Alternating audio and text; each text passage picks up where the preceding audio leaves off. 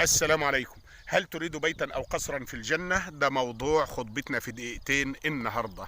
امرأة فرعون صبرت على إيذاء زوجها فرعون، كافأها الله ببيت في الجنة. سيدنا عمر رضي الله عنه كافأه الله بقصر في الجنة.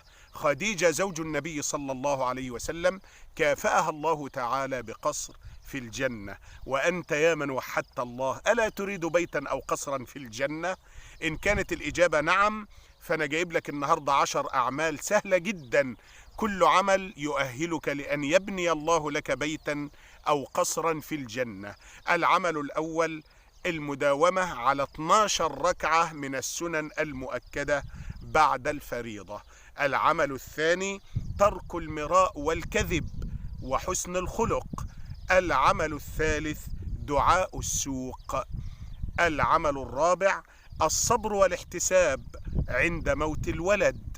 العمل الخامس بناء المساجد. العمل السادس اللي يخلي ربنا يبني لك بيت في الجنة أو قصر، قراءة قل هو الله أحد 10 مرات. العمل السابع سد الفرج في صفوف صلاة الجماعة. العمل الثامن إطعام الطعام وطيب الكلام. العمل التاسع زيارة المريض أو أخ لك في الله. العمل العاشر الإيمان بالله، ربنا هيبني لك خيمة في الجنة. أسأل الله أن يبني لنا جميعا بيوتا وقصورا في الجنة. أخوكم جمال الدقناوي.